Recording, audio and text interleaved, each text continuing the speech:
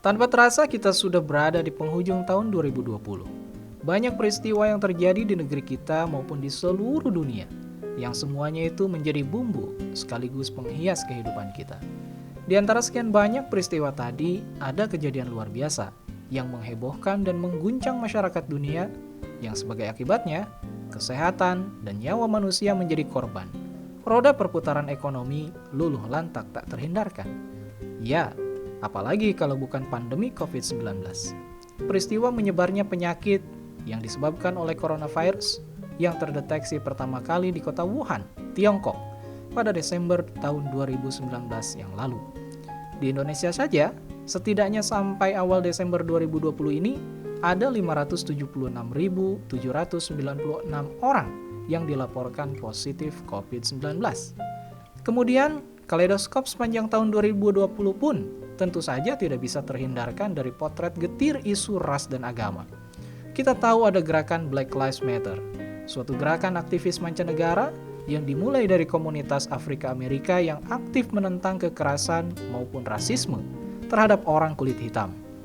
Demonstrasi menuntut keadilan atas kematian George Floyd, seorang warga Afrika Amerika kulit hitam yang tewas diduga akibat kekerasan oknum polisi, menjadi bagian dari gerakan Black Lives Matter di tahun 2020 ini.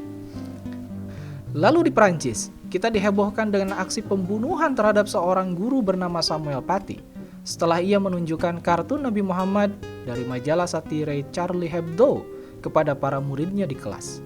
Kejadian ini pun menuai kecaman sekaligus pro kontra di kalangan masyarakat dunia. Di tanah air, kita dihebohkan dengan kejadian pilu yang mengiris hati.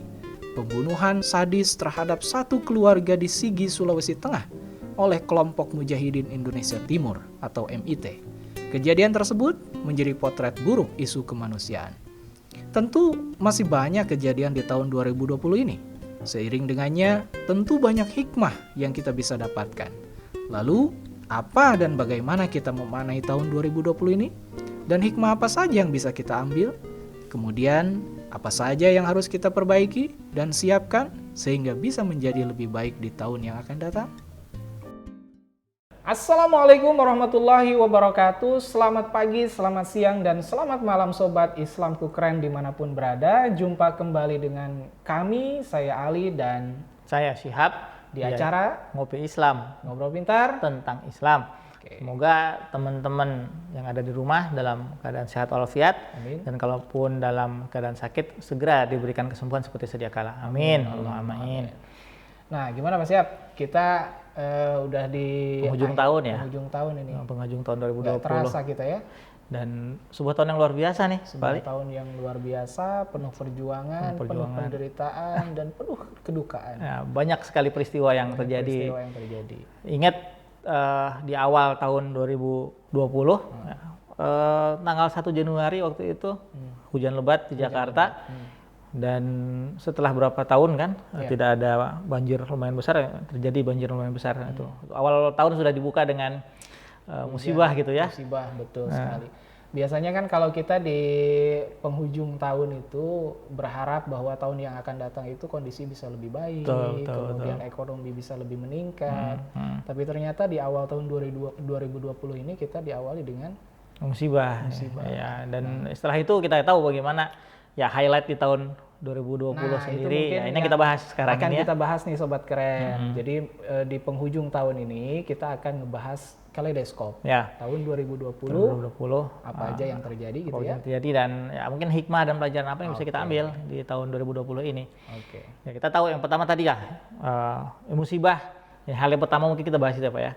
Musibah yang terjadi tahun 2020 ada ya banjir di awal tahun. Kemudian ini yang mungkin kalau ngelihat 2020 nanti kita berapa tahun akan datang, kita klik 2020, kita ketik 2020 yang keluar ya mengenai apa yang sekarang kita rasakan COVID-19 ini. Ini sebuah fenomena alam yang luar biasa. Ini terjadi berapa? 1000 tahun sekali ya. Kita nggak pernah prediksi sebelumnya dan ini apa istilahnya mempengaruhi seluruh konstruksi ekonomi, kemudian pola hidup masyarakat di seluruh dunia, bahkan di Indonesia juga. Secara sosial juga terlihat bagaimana dampak yang diberikan luar biasa. Betul sekali. Tidak ada negara maju atau negara apa istilahnya negara berkembang semua terkena dampak. Terkena dampak semua. Indonesia yang masih negara berkembang sampai ke negara Amerika Serikat yang superpower, kemudian majunya luar biasa, juga mereka juga merasakan dampak yang luar biasa dari peristiwa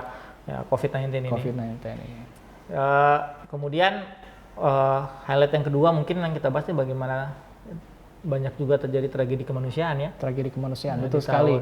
Kita ada isu demonstrasi berkenaan dengan Undang-Undang Cipta Kerja, kemudian isu rasisme. Ya, isu rasisme. Yang kita kenal ada gerakan Black Lives Matter ya. gitu kan. Kemudian di akhir tahun mengenai penghinaan, ada anggapan penghinaan terhadap sosok dari Rasulullah SAW. Sosok yang kita agung-agungkan, yaitu yang mulia Nabi besar Muhammad SAW. Ya, isu ini juga lumayan ramai diangkat kan, dan di beberapa negara Islam juga ada gerakan. Dan ya sayangnya juga ada peristiwa yang dibalik itu di mana ada pembunuhan kan, ini juga sungguh menyedihkan. Ya pastilah ya, mungkin dikarenakan adanya upaya penghinaan gitu kan. Ya katakanlah misalkan penghinaan itu ya.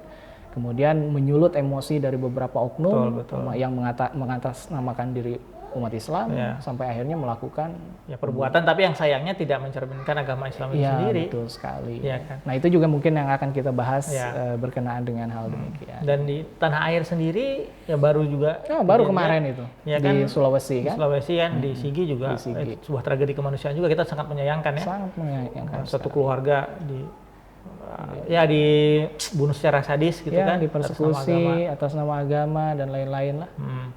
Itu juga sangat menyayangkan. Ya di negara Indonesia yang harusnya toleransi sudah dijunjung tinggi, tapi masih terjadi yang demikian. Gitu. Ya ini beberapa hal yang memang tapi tetap ada sisi sisi yang pelajaran yang bisa kita ambil mungkin dari peristiwa-peristiwa ini ya. Pasti di setiap peristiwa kejadian ada hikmah yang kita bisa ambil, terutama hal-hal yang menyangkut tadi ya, isu kemanusiaan, kemudian isu COVID seperti sekarang, itu pasti ada hikmah yang kita bisa dapatkan. Mungkin nanti kita akan bahas itu.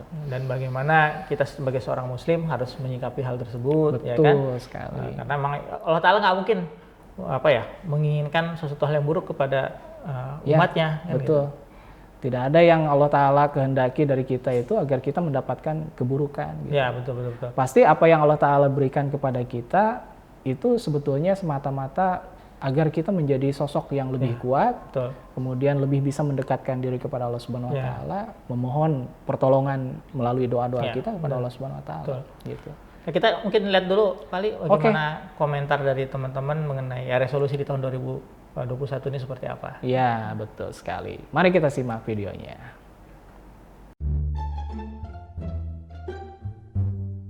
Hikmah. Mantap. Oh iya, best. Unpredictable. Nothing. Penuh kesabaran.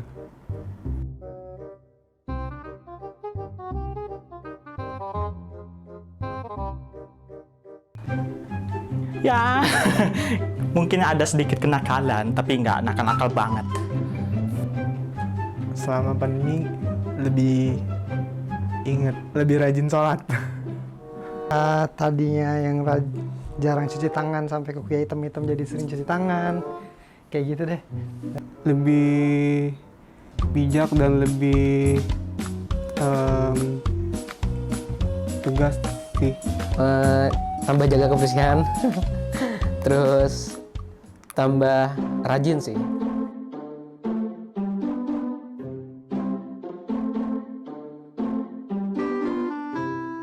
Pokoknya mah pusing lah dibuat tuh.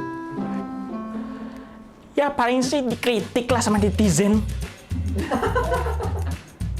Bikin stres. Separah apa? Kalau dari 1 sampai 10 mungkin 7,8 deh. Bisa dibilang parah banget, cuman ada hikmah sih dibalik itu semua pastinya. Gitu. Jadi gimana cara kita buat menyikapi tahun 2020 ini tergantung pada diri kita masing-masing gitu. Separah apa ya? Parah banget dah.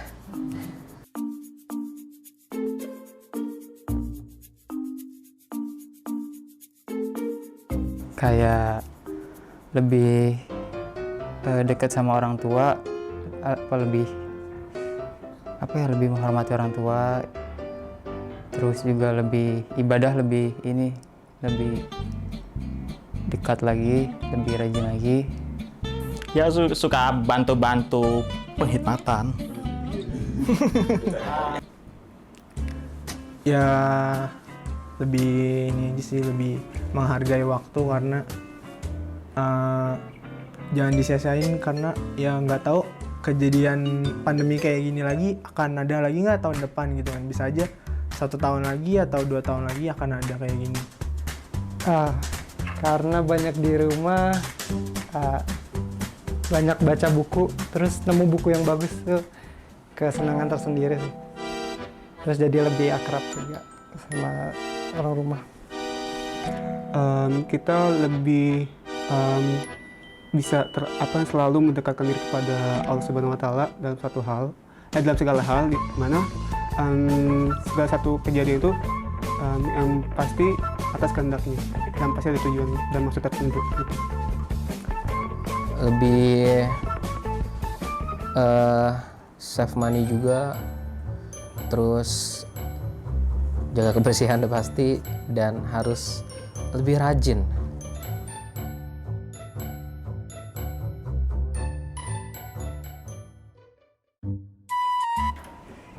Bisa berlibur lah, jalan-jalan. Soalnya 2020 nih nggak kemana-mana, di rumah aja sekarang.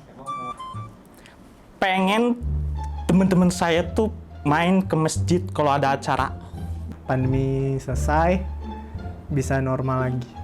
Covid selesai sih, maksudnya biar bisa kumpul bareng lagi, jalsa dan sebagainya. Pastinya lebih baik lagi, lebih dewasa lagi, lebih mandiri dan bijak lagi dalam segala hal sih, untuk pribadi saya sendiri.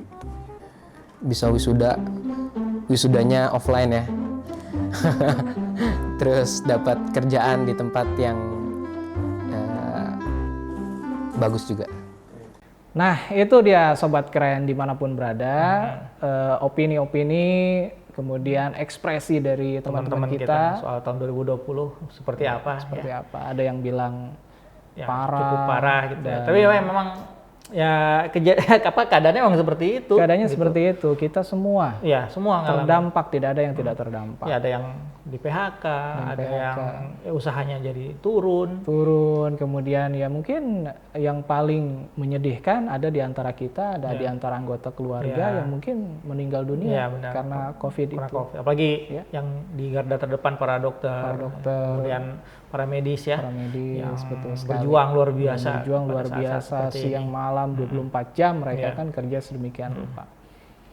Nah, oke lah, kita akan bahas apa dulu nih Pak Siap? Mungkin soal COVID inilah. Soal COVID dulu ya. Soal COVID bagaimana, kalau kita melihat sebenarnya, kenapa sih harus ada ya peristiwa seperti ini? Ya Allah Ta'ala sendiri sudah berfirman ya dalam surah Al-Baqarah, wa lanabluwannakum bisyai'in minal khaufi wal ju'i wa naqsin minal amwali wal anfusi was samarat. Jadi bahwasanya seseorang yang beriman itu pasti akan mendapatkan ujian dari Allah Subhanahu wa Ta'ala. Ya. Ya bentuknya rasa cemas, rasa lapar, rasa kekurangan, dan bisa juga ujian yang ya bersifat kelebihan-kelebihan juga diberikan. Betul sekali. Dan memang ujian-ujian itu ternyata ya masing-masing orang, kemudian masing-masing tempat ya berbeda-beda ya. Betul. Kondisi orang misalkan diuji dengan kelaparan, ada yang tadi diuji dengan kelebihan, ada yang ya ditinggal orang yang disayangi gitu ditinggal orang yang disayangi, mungkin termasuk ini juga kejadian. Tapi ini saya pikir untuk memberikan awareness lah kepada manusia, memberikan kita kesadaran kembali untuk kita kembali kepada Tuhan, kepada Allah Ta'ala. Karena kalau kita lihat juga kalau di zaman dulu itu orang-orang menganggap bahwa dengan kejadian misalkan seperti penyakit menular, di zaman sebelumnya kan mungkin pengetahuan juga belum pesat belum seperti sekarang, kedokteran, kemudian kesehatan itu kemajuan perkembangan ilmu pengetahuannya luar biasa. Kalau dulu kan masih terbatas, sehingga ketika terjadi peristiwa pandemi misalkan atau adanya wabah penyakit, orang-orang itu menghubungkannya dengan gangguan jin, Ya. setan, yang seperti itu. Ya, betul, gitu. betul. Tapi ternyata kalau kita lihat dengan sesuai dengan kemajuan ilmu pengetahuan ini, ternyata apa yang terjadi itu bisa dijelaskan melalui ilmu pengetahuan. Betul, betul. Jadi apa yang terjadi misalkan dengan penyakit menular dan lain sebagainya itu ada sebabnya. Ya, benar. Seperti sekarang Betul, misalkan pandemi itu ternyata penyebabnya adalah virus Ya, coronavirus COVID, gitu kan. Ya, dan memang ya yang harus kita ambil pelajaran hikmahnya sebenarnya banyak juga di mana kita bisa berkumpul mungkin dengan berkeluarga lebih Betul sekali. apa ya lebih panjang waktu kita berkumpul dengan keluarga, Betul sekali. lebih menjaga kesehatan, lebih menjaga kebersihan. Ya ini ya kita ambillah sebagai pelajaran Iya. untuk kehidupan kita di masa yang akan datang. Seperti itu. Betul. Dan memang di antara beberapa orang ya ada yang menganggap bahwa ini memang ujian dari Allah Subhanahu wa Ya, taala, ada juga yang menganggap bahwa ini adalah ya azab mungkin Ya, ya. betul, betul. Ya gimana cara pandang kita sih Cara pandangnya akhirnya? macam-macam lah ya. Kepada Cuman Allah Ta'ala. tadi seperti Pak Siap katakan bahwa ini merupakan kejadian atau awareness buat kita, Ya, peringatan dari Allah peringatan. Subhanahu wa taala kepada kita agar kita ya kalau kita ada kekurangan kita harus perbaiki, Betul. kalau kita ada kesalahan harus kita perbaiki Betul, betul. ya. Ya, harus lebih mendekatkan diri kita kepada Allah Subhanahu Betul wa Ta'ala. sekali. Yang tadinya misalkan sholat kita dalam 5 waktu, satu hari itu kita ada bolong-bolong atau ada telat-telat gitu ya, kita harus perbaiki Betul, itu. betul. Agar apapun kondisinya, ya, apakah itu ada pandemi atau tidak ada pandemi, kemudian atau apakah itu ketika kita diberikan kemunduran di dalam usaha, kemunduran di dalam ekonomi dan lain sebagainya, kita tetap diberikan pertolongan oleh Allah Subhanahu wa taala. Gitu sekali. Oke. Nah, poin kedua nih Pak, mengenai tragedi kemanusiaan tadi ya. Nah, Oh iya, kalau COVID betul tadi sekali. udah kita bisa ngambil pelajaran dari apa yang sudah diberikan ini, tinggal bagaimana memperbaiki diri. Mudah-mudahan tahun 2021 jauh lebih baik dari Jauh ini. lebih baik. Karena vaksin juga udah ditemuin kan. Iya, vaksin juga udah tinggal ditemukan, kita tinggal dibagiin. tunggu lah ya. Nah, ya mudah-mudahan lah ini segera Mudah-mudahan dampak berlalu lah. efeknya, Nah, badai cepat berlalu lah insya Allah. Insya Allah. Nah, yang dua ini yang soal tragedi kemanusiaan ini kan ada beberapa yang terjadi ya. Ya, agak memprihatinkan sebenarnya di tengah situasi seperti ini. Betul. Masih ada orang-orang yang apa ya? Itu tadi padahal sudah Allah Ta'ala kasih peringatan ini ya, tapi mungkin apakah dia lupa atau menganggap hal ini hal sepele jadi berbuat yang ya semena-mena gitu ya. Betul. Ya, banyak yang memanfaatkan situasi kan dengan white supremacy dan sebagainya gitu. Jadi ya sebenarnya apa ya? Kalau masing-masing orang ya bisa menjaga diri, ya kan kalau kita lihat bagaimana ujian pada saat COVID ini menunjukkan bagaimana kita harus menjaga diri, harus lebih aware ke sekitar kita, ke lingkungan kita. Gitu. Iya, makanya timbul tuh apa yang namanya gerakan Black Lives Matter, Ya, kan? ya. Akhirnya demonstrasi di mana-mana, bukan hanya di skup Amerika, tetapi meluas Meluas, di seluruh dunia. gitu kan? Mengecam lah ya, mengecam atas tindakan rasisme lah Betul, gitu ya. betul. Padahal kalau kita lihat di dalam Al-Quran kan sebetulnya pandangan berkenaan dengan rasisme itu kan nggak ada ya Pak Siap? Ya, tidak ada. Tidak ada. Allah Subhanahu Wa Taala menciptakan kita semua itu sama. Sama semuanya. Sama. Kulit Dan hitam, kulit putih, semua sama. Dan bahkan kita tidak ada yang menginginkan bahwa oh saya ingin bahwa kulit saya nanti kulit putih, kan nggak ada yang seperti itu. Atau misalkan oh saya nggak mau kulit hitam atau saya nggak mau kulit kuning, semua nggak diberikan kesempatan untuk meminta seperti itu. Artinya bahwa kita diciptakan oleh Allah Subhanahu Wa Taala itu semata-mata adalah anugerah. Betul. Gitu, dengan tujuan satu, yaitu apa? Wa ma khalaqtul jinna wal insa illa liya'budun. Jadi sebetulnya itu tujuan kita, nggak beribadah kepada Allah Ta'ala. Beribadah kepada Allah Subhanahu Wa Taala. Tidak melihat Allah Taala, oh kamu kulit hitam, kulit putih, kulit sawo matang, kulit kuning. Betul. Semuanya sama, tujuannya hanya satu, ibadah. Ya.